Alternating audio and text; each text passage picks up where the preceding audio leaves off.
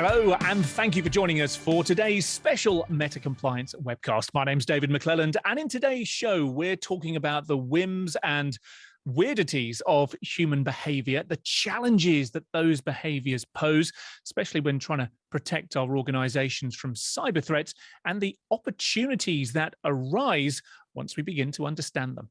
And speaking of weird human behaviors, let's meet today's guests. As always, Meta Compliance CEO and author of Cyber Security for Dummies, Robbie O'Brien. Hello, Robbie. Hi, David.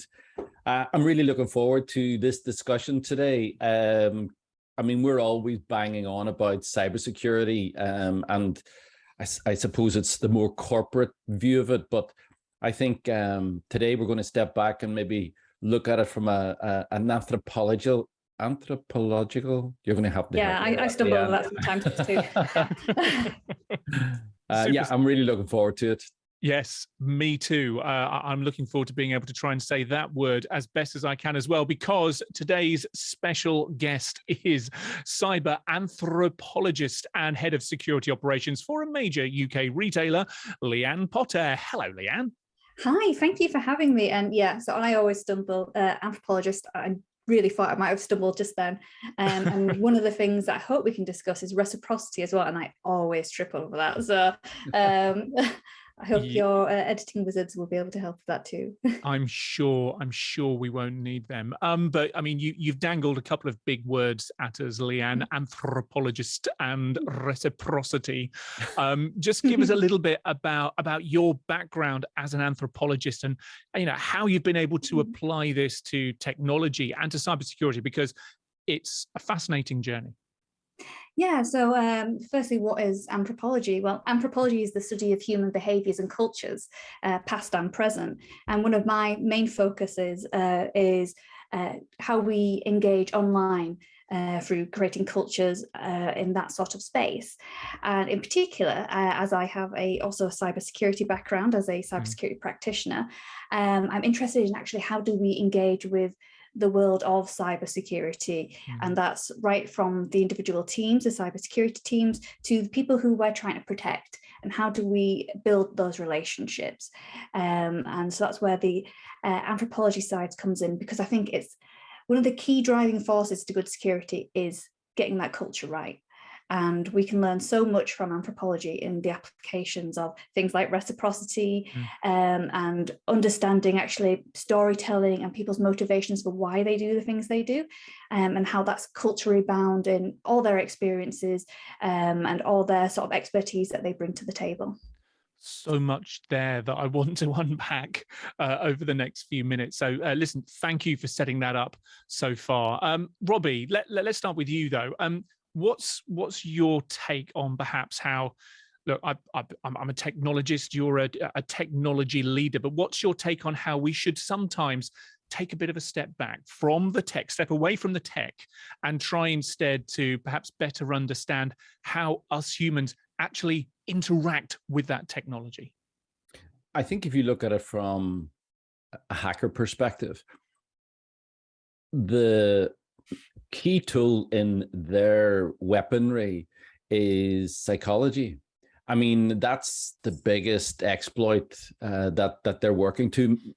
In a lot of ways, technology is only a medium, typically through the messaging apps that we use or through email.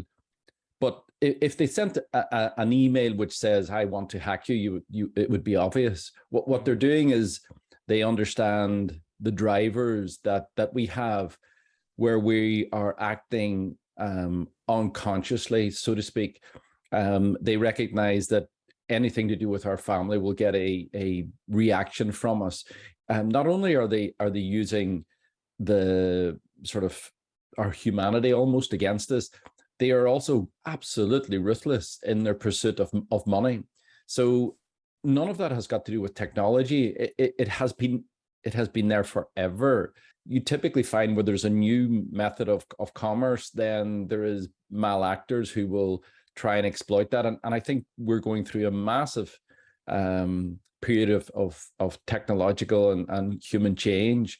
And it's just a payday for a lot of people who know that at the other side, organizations and senior technical people, senior executives haven't really got their head around this. There's a big lag, and very few people are thinking about how do we defend ourselves from a psychological perspective. You're absolutely right. And, you know, the point about technology is just the medium is really well made. So many of the scams that I deal with in my day job are age-old scams, but technology has enabled them to become to operate at more scale, to enable the bad actors to operate with even more impunity by obfuscating their identity through technology. They can be anywhere in the world. It's no longer somebody waving a fake gas board badge at some old lady's front door. They can do that sitting at whichever computer they like around the world, can't they? Definitely. And I think that is the other aspect of it. Not only do you have, let's call them gifted amateurs, but you now have a completely different socioeconomic or geopolitical movement, which means that you have nation states involved in this and using the weaknesses within critical infrastructure and indeed social infrastructure to exploit what is perceived as people contrary to them.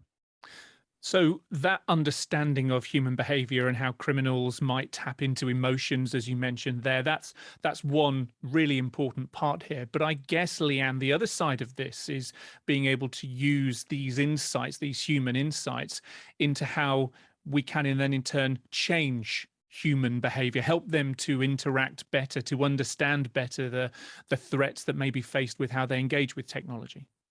Yeah, I always say that the cyber criminals do A/B testing better than we do. And because they really are, if something doesn't work, they will try something new. And, I've heard of cases now because, ransomware is such a lucrative business. They're setting up HR departments in ransomware companies, ransomware as a service and things like that. So it's no stretch of the imagination to believe that actually they'll probably be hiring marketing people and, behavioral psychologists to come in, whether or not they know what the purpose they're coming in for is legitimate or not, if they know that. But they'll be hiring these people and saying, actually, we need to push out a big campaign here. How can I get more clicks here? And they'll just be using those expertise. And I think when it comes to understanding, actually, you start taking that back into how do I defend my organization based on that? There is, as you were saying, Robert, a lot of fear about psychology, behavioral science being a bit kind of woolly, a bit, especially if you're dealing with tech day in, day out, it can be quite a daunting thing to face. But when you strip it back down, what you need to remember is that, we are all human, just the fact that we all come together and, log on at 9 a.m. on a Monday morning, that's a cultural event. And so we need to tease out those cultural references, regardless of where, hybrid, completely remote or not. And that does make it difficult, actually, because studies have shown recently that people, particularly if they've joined an organization during sort of lockdown pandemics, or it's become kind of fully remote, they feel more like they are just an employee and number. So how do you get that cultural resonance that we had before? To an extent, I'm not saying that everyone was perfect before lockdown and things like that, but how do we get that cultural desire to protect ourselves? And I believe you can do that through storytelling. And in particular, I think that as security practitioners, we tend to focus on things like fear, uncertainty, and doubt as kind of our main flavor profile. And that works to an extent.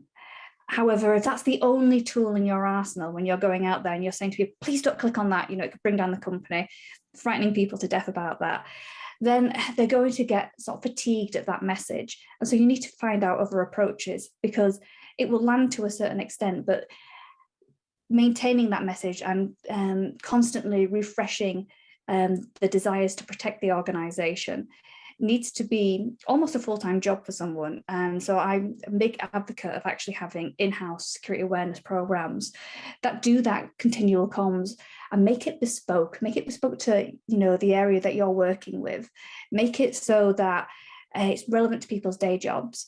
And in particular, on that note, understand actually what the challenges are that people are facing, because it's usually the blind spots that regrettably security teams just do not have the time or capacity, or even maybe the skills to kind of tease out that information out of people to understand, actually, why are you doing those workarounds? Why are you circumventing these controls?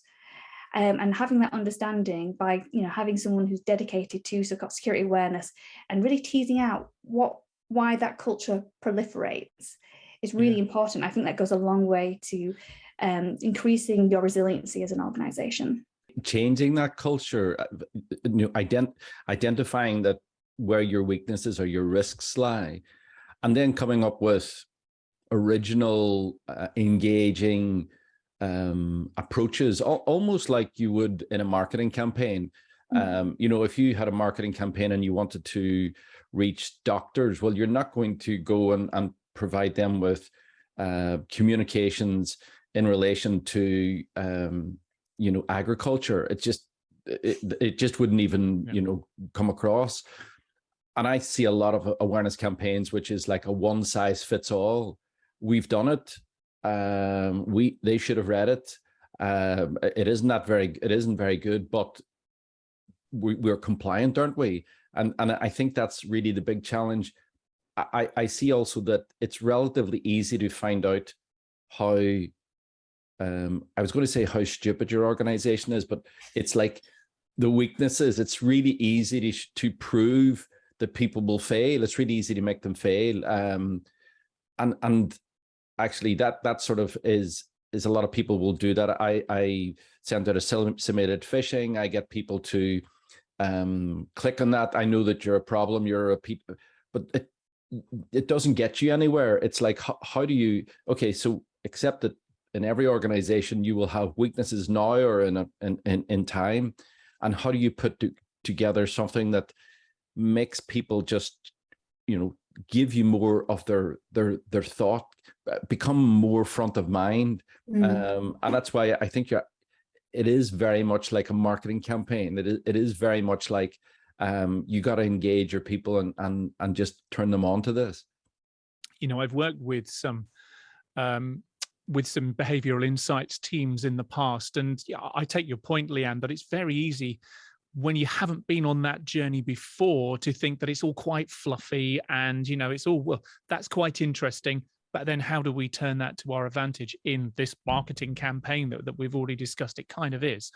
But actually looking at some of the case studies and understanding how some major public information campaigns around coronavirus or around other health things, and how they've done A/B testing based on insights that they've managed to understand from their audience, you begin to understand the power of these insights and the power to make change happen, which is really what I guess humanizing cybersecurity, that this term of today's show is all about. It's understanding the humans, how we engage, interact with each other and with technology, and then how we can use those insights to try and change behaviors and help a workforce, help a culture to have a healthier relationship with technology, and maybe to shut those bad guys out. Yeah, so one thing you have to consider whenever you're sort of creating a campaign is to understand what's known as cognitive dissonance. And that's in a sort of nutshell, is people know that what their actions and things they're doing. For example, having a weak password 123. People don't go around and enter that password knowing that this password is secure. They know it's insecure, but they need an easy life, because humans will always go for the path of least resistance. Yep. So they know it's wrong, but they do it anyways. So cognitive dissonance will suggest that they will never come to you and say, I'll admit that I'm doing this wrong, because they don't want to be associated with that sort of negative behavior. And what you've got to be really careful of is that people know, you've got to tread this fine line, people knowing what they're doing is wrong, but also don't want to admit it to themselves or to anyone else. And kind of keep that status quo. So when you're sort of pushing against that and saying, I know you've got a rubbish password, you need to make it better, their instant reaction will be to kind of like shut down and reject that message, because nobody wants to be blamed for anything, and nobody wants to feel like they're the sort of weak link, to use a term that goes around quite a lot in our field. But we have to almost use that understanding or cognitive dissonance, and that sort of apathy as well.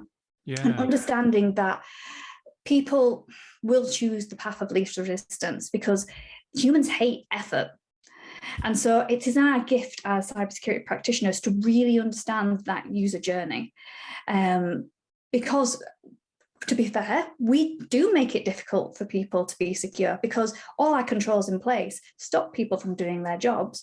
So we need to have that constant review process where we're looking at the controls we have in place and weighing that up against the needs of the individual and the business.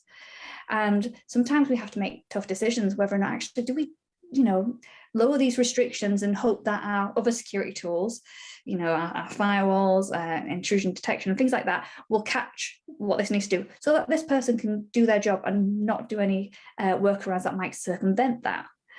And when you're sort of thinking in general about, all the other issues that might stop someone from listening to your security message, we've also got to remember that habits are extremely hard to break. Yeah. So you've got this person who's got password 123. The likelihood is that they've always used that password 123. And when you think of things like trying to quit smoking, for example, again, we know it's expensive, we know it's bad for us, but it's really hard to quit. We just carry on doing it. And things like, how difficult was it to actually get people to wear masks during the peak of COVID? Yeah. And you have to think that's a life or death situation. Getting someone to change their password because there might be a risk that someone might be able to access the system. That's really intangible for the average user to kind of understand it in the context of everything that they're doing in their day-to-day life. Because even if big messages like wear a mask for COVID to protect yourself and others, if that message was really difficult to get out, getting someone to have a better password is a real challenge. So we really have to think hard about actually what are the driving forces that are causing these behaviors, and is it us? Okay, so I like where this is going, because what we're doing is beginning to break down and understand some of these traits of being a human that can be a barrier to progress. So we've mentioned habits, pretty hard to break, sure. Let's talk about one or two others, though. So how about other unhelpful things like, Robbie, shame in the workplace? That can be a bit of a barrier to getting stuff done and helping people to maybe make better choices than they do, can't it? Totally. And it's interesting. I see that there are two things that exist that are relatively never dealt with. I mean, so shame is where, that day you click on the link and up comes the ransomware system, the ransomware software on your device. That is going to be one of the worst days of your life. And then if it starts to, exploit itself over the network, it's just terrible. So for some reason, we have been required to know how to use, Facebook. You have to know how to use Instagram. I have absolutely refused to go on TikTok because I can't cope with the amount of incoming information. Yeah. But no one trained me on any of these apps. And I actually think that's where one of the problems arise, is that if you look at, say, an automobile, or if you were driving, say, a forklift truck, you go through a level of certification before you're given access to this physical thing.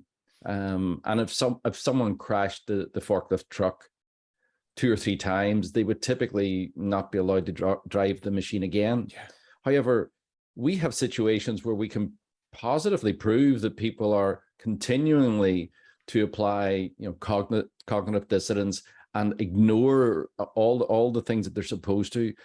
But the learning is that people feel that the impact of a cyber attack is much less than someone driving a forklift truck into a pallet, where in actual fact it's the reverse. It's much worse.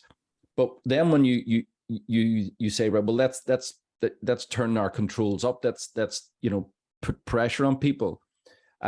People run for the hills because they're trying to not disclose their weaknesses, disclose that actually, every time I go to a website, it asks me to select browsers or controls or on and off or legitimate interest or what.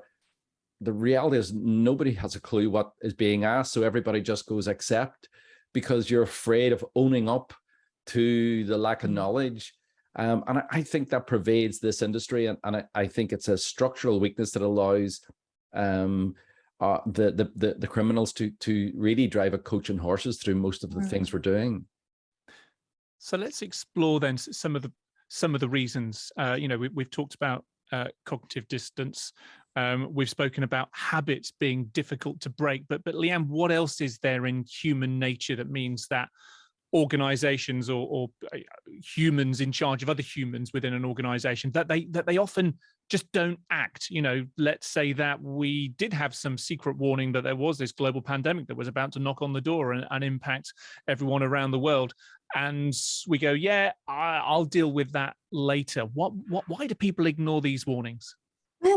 People ignore these warnings because one of the things that makes us uniquely human is our ability to imagine a future ahead of us. We can look to the future and say, okay, this will happen. If I go too close to that edge, I might fall over. Yeah. We have that capacity to do that. But again, it's back to that when it comes to things bigger than one's immediate individual circumstances. When it's a wider collective thing, there's always this assumption that someone else is going to take care of it. There's going to be controls in place. Maybe you think maybe I won't fall over the edge because maybe someone's put a net at the bottom of this chasm, so that just in case any tourists come and have a look, I'll be safe. But so what you need to think about then is actually how do you make security as a concern they should be worried about? Well, worried. A concern that they should care about, should I say. You need to think, actually, how does that touch individual circumstances? And I've often found some of the most strongest awareness campaigns have not focused on, this is what you should do while you're at work. It's focused on, this is what you should do for your life. And these are life skills, because everything we do at work in terms of our engagement with technology really affects how it's exactly the same as how we do it at home. Yep. We need good, strong passwords for our social media accounts. We need good, strong passwords for, our banking apps. It's exactly the same thing. Those skills are very transferable. And, I care more about my own money than I do about another, the company I work for's money, because I just assume that, someone else will be taking care of that. So how do you individualize that experience and make sure that the skills that you're trying to teach and enforce, when they start applying to their own lives, then it'll start trickling into the workplace. And I think you touched, Robert, earlier about, that fear of sort of being blamed and sort of that's why people sort of put their head in the sands and things like that. And I think that's due to, particularly from a security perspective, if we think about, contextually when we're working in IT teams, for example, we want people to be accountable for different processes in the organization, because as security practitioners, there's no way we can keep our eyes on everything. So we pull out this racy matrix and we sit there in a meeting and we say, will you look after this? Will you look after that? And people just kind of, yeah. And there's no real buy-in. And if you've got no real buy-in at that stage, then no one's going to really care. No one's really looking at that, but they're just a line on a racy matrix. Now, accountability is good because at least you have a line on that racy matrix when something happens. But often when you make someone accountable, what you really sign people up for is at some point, somewhere, is they're going to be blamed for something. And so automatically you have that fear of being blamed because you are being accountable. You're going to have to justify yourself and your actions at some point when something goes wrong. So how do you tackle that instance where you want people to be accountable, you want people to have a stake in that process, so that procedure, that tool, so that they can make it better, that you've got extra eyes on it, that it's more secure, but they're scared of being blamed? I would suggest offering psychological safety. And the way you can really achieve that is through technique of reciprocity, which I'll go into a bit more in a moment, through the technique of reciprocity, but also giving people autonomy. Now, you can use reciprocity to give people autonomy, and I'll explain how. So for those of your watchers that don't know what reciprocity is, so reciprocity is the giving and receiving of gifts. Now, back in early anthropological studies, it was the literal receiving and giving of gifts. So, you would travel to another village and you'd say, I've got all these really lovely shells. Would you like to trade them for this and that? And that's how you would build community relationships. And what reciprocity sort of suggests is think of sort of communities as a big circle. And as you get closer into the circles, your relationships get stronger. And that's because your giving and taking of gifts is exemplified. Now, in a modern context, gifts can be anything. They can also be literal gifts, but they can also be things, and in the security context, I'd like to say, the giving of resources, the giving of time, the giving of expertise. And one thing I like to give the gift of is the gift of access. So I often find that when I, especially if I come into a new organization, I'll review the controls. And there'll be some controls on there, there's bound to be in any organization, that are on there from a historical decision. And you've had to make that historical decision because at the time you were maybe a smaller team, or technology has changed, there's more oversight, and you can give people in your organization that gift of access, or that ability to make their lives easier from doing that job. Now, with reciprocity, the theory is humans always feel obligated to return that gift. Yeah. And so when I give the gift of access, people go, oh, Leanne really helped me out there, and I need to reciprocate. And often, and this is the great thing about reciprocity, is that people feel like they need to over reciprocate. So to put it into another sort of context, is your friend buys you a beautiful, really thoughtful birthday present. Your first thought is, that's a really nice present. Your second thought is, how am I going to top that for their birthday? And that's the same thing with reciprocity. It's an inherent need to go above and beyond what you've already been given. And if you can keep building up that reciprocity behavior between the people you're trying to influence, trying to get buy-in, trying to get that accountability on that racing matrix, then they'll start thinking, well, I really trust this person. And so when I have any queries about things I'm accountable for, I can ask Leanne about that. And I feel like I've got that psychological safety to ask maybe what they might think are silly questions. But once you start getting people engaged and having buy-in and having those conversations, then when people are accountable, they're accountable to such an extent that when it comes to improvements and actual sort of having a stake in that process, your return on investment is just going to be so massive just from building up those reciprocal behaviours. Robbie, we've spoken about reciprocity here on the show before. We didn't call it reciprocity, and we weren't speaking through this anthropological lens, but it's about building bridges, isn't it? Rome, Venice, maybe a better example, wasn't built in a day, but if you can identify one or two good bridges to build first of all, then that can really lay the foundation for a lot more to be built, a blueprint perhaps. But in practice, how have you seen this work? Is it always as straightforward as that?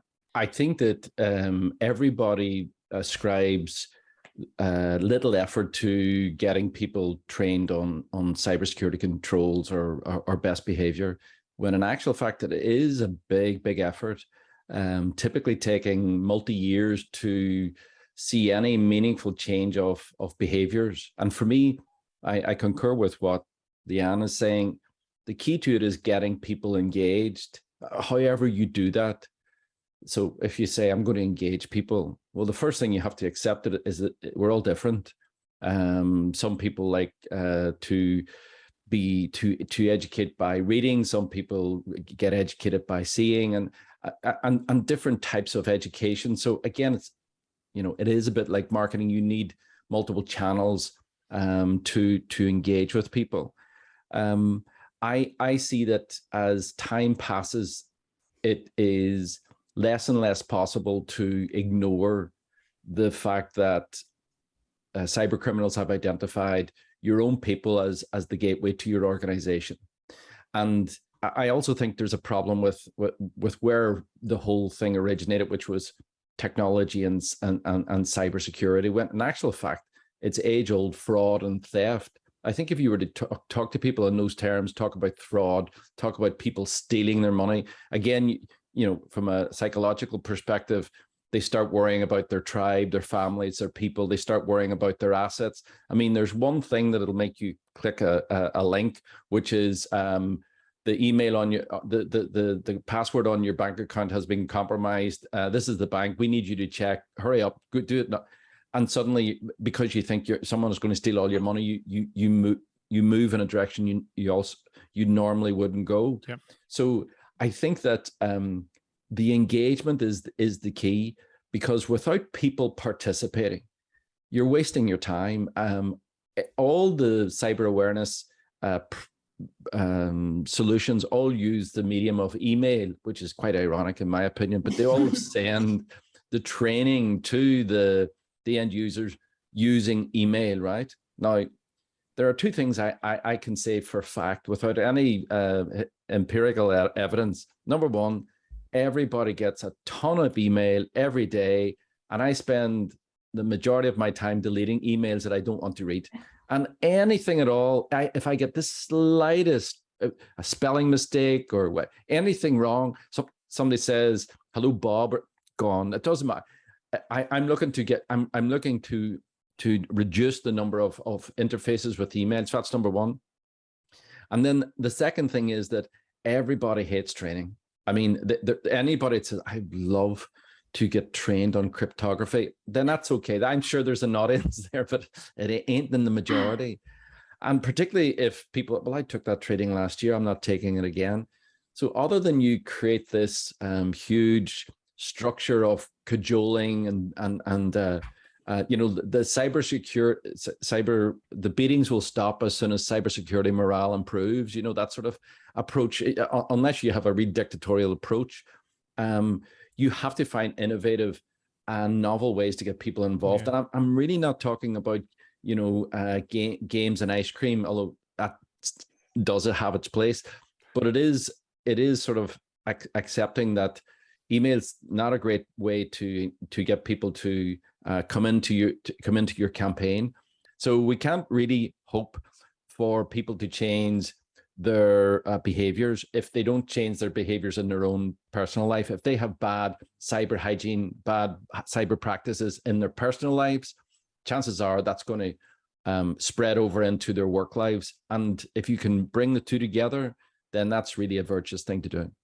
I just want to come back to what, we're talking about human behaviors here. I want to come back to another one that I just want to make sure that we cover off, because, we've spoken about how, as humans, we kind of contort our minds even when faced with rational thinking, rational evidence, and we love this path of least resistance. But I think there's another influence here as well. I don't know the correct anthropological term, or maybe it is, but it's around this herd mentality thing about how willing, consciously or maybe unconsciously, subconsciously, I don't really know the difference, but instead of making our own decisions, we copy other people's behaviors instead. Leanne, what's all that about, and what are the right ways of managing that?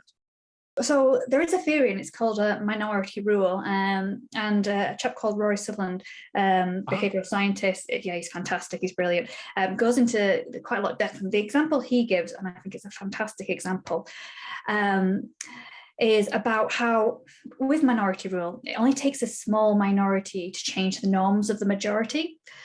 And his example is when you're arranging a buffet, a get together, and everyone loves curry except one person. And so because of that one person doesn't like curry, they decide to have a pizza party, and everyone's like, yeah, pizza party's fine. Would have been nice to have a curry. But that one person influences that sort of decision-making behavior because maybe they've got more clout. Now, what you need to do is you need to create a social norm by influencing the majority, by not aiming to appeal to the lowest common denominator, which is this minority person coming in and saying, actually, this is how we should do things. And how we see that, at least in my experience as a consultant going into organizations, is I think in particular it starts with the security team itself, and that I think sometimes security teams forget the amount of clout that they have on the temperament of an organization in terms of their approach to security. I'm sure they think everyone's doing everything to them, but actually it really does start with the security team. And in particular, I've noticed there tends to be always what I call a grump in a security team. There's always one grump, sometimes two, but hopefully just the one. And applying minority rule, for a variety of reasons, they always turn around and say no. And that one grump can have a massive negative influence on the rest of the team. And so that's where you see that sort of minority rule. And when sort of tackling this, as I say, that reciprocity thing can start to influence that behavior. So if you get the rest of the team engaging in reciprocal behavior, and then that grump can see the results of that labor. And actually, if I do things differently, if I do things in a more collaborative way, I'm going to start seeing results. And then that's how you can change that behavior. But whenever I go into an organization and they say, Leanne, I want to change security culture, how do I get this massive campaign out? It's like, no, we need to go right to the source. We need to start with the security team. Because there's lots of reasons why, marital rule being one of them, and sort of that steer from the top. But as you were saying earlier about actually how do we sell good stories, I don't know why, but we're terrible at sharing good stories because we've got all the makings of great stories. We, like you said, we've got espionages and heists, we've got heroes and villains. Yeah. But we don't tell those stories. And, when it comes to cybersecurity training, it's often really boring. And there was, a study recently, a researcher from Australia went around lots of companies and said, tell me about your cybersecurity awareness program. And the main quote that he uses at the title of his research is, stick a hot poker in my eye, cybersecurity training is so boring. And, apart from finding out that everyone unanimously thought that cybersecurity training was boring because we didn't tell the stories in an interesting way, and we told it in a very negative kind of grump, computer says no sort of way. He went into a bit deeper and he thought, well, why is everyone saying on the dotted line that their security awareness training is great? And he realized, going back through all the research, he went back all the research on cybersecurity awareness training, the only people these researchers ever interviewed was cybersecurity professionals. They never interviewed the people doing the training. So he was one of the first researchers to actually go in and interview the people doing the training and say, what do you think of it? Everyone else had gone and submitted their questionnaires to the cybersecurity team, who, of course, marking their own homework, are going to go, yeah, well, they're learning everything they need to know about how to keep us safe. So it's great. I think it's interesting what you say, Leanne, about the security team, and in fact the IT team in total. I think you would get significant movement in culture if you were to do that, but in practice that's a tough ask, because having worked with that audience for 30 years and love them dearly in all their glory, they are a challenging, skeptical bunch, right? And like when you say there's one grump, I would say there's maybe one optimistic person and the rest of them are all grumps. I mean, it's of that level of scale of change. However, I do agree with you, and probably it is that you have to move away from the fact that it's like boiling the ocean. It's too difficult. You have to go, okay, the reciprocity has a part to play, because if you take the technical people away from their day job, they're open to it if you feed them. They're open to it if you entertain them or stuff like that. And I think that's back to, that is a particular highly important, high risk group. And you have to come up with some sort of communication mechanism, psychological engagement that allows them to open their minds for a period of time and for you to give them a reason why they should do something. Mm-hmm. I think you'll find they all, to a man, recognize the threat of cybersecurity. I've never met a technical person who hasn't had that front of mind. Yeah. The second thing I have always found, particularly when there's a pen test, and you go and what we would do is say we've changed pen testers. We've gone for the best, most experienced technical people that and now that there is. And what I find is that their technical sort of defensiveness comes in, and they're like, oh, well, we won't let them defeat us here. And so they really get bought into the defending, getting rid of vulnerabilities, patching, and all those things that you have to do. So I think they're latently up for helping to protect the organization. So that's an open door I think is pushing through. It's just, in my opinion, technical teams tend not to like users very much. And it's sort of, you have to give them something. Well, what's in it for them? And I think that's the reciprocity. I insist on using that word. That's the approach there that might get it done, but tough job either way. Yeah, and I also think a potential way in, that it's not going to be suitable for everything, is when we think about our hiring processes.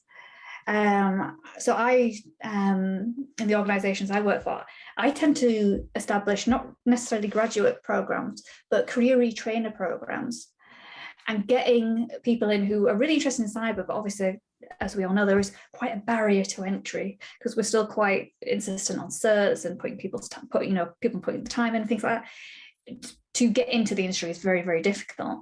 But when I do these career retrainer programs, I'm interested in that diversity of thought. Actually, what can these people bring to the team? And what I've noticed is when I've sort of hired these people, and so I've had ex-veterinarians, I've had teachers come in, things like that. They've come in with these amazing skill sets, lots of empathy, lots of patience and things like that, and understanding. So they've never known an environment like cybersecurity where, it is quite siloed. There is a lot of toing and froing. A lot of them come from really collaborative backgrounds, and they really influence the team. And you see the results of bringing that diversity of thought into your team almost flourish overnight. And I'm not kidding you. Like the change in teams when you start thinking about, actually during my hiring process, am I just going to go for skills, or am I going to go for potential? Yeah. Because the tech can be taught.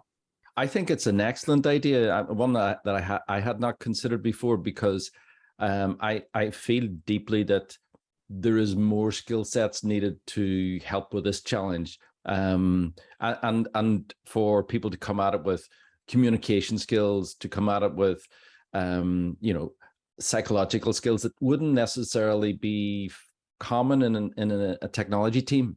I think that organizations that take that more holistic view of it definitely have much more impact and greater success than those that go out and one size fits all.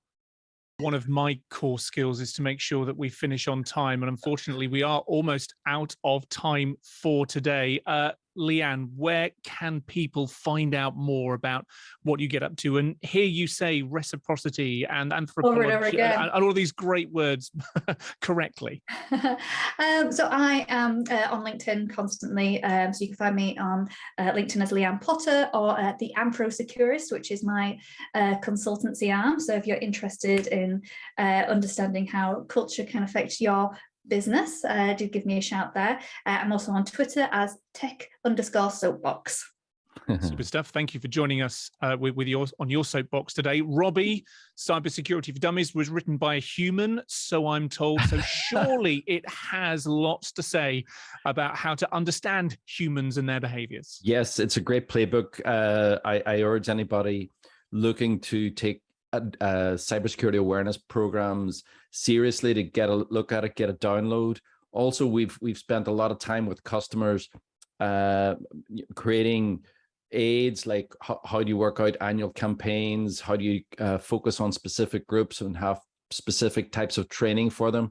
So there's lots of thinking that we've actually codified, and on our website, metacompliance.com, is available free of charge, and will get people off to a fantastic start if they're looking to really take cybersecurity awareness seriously.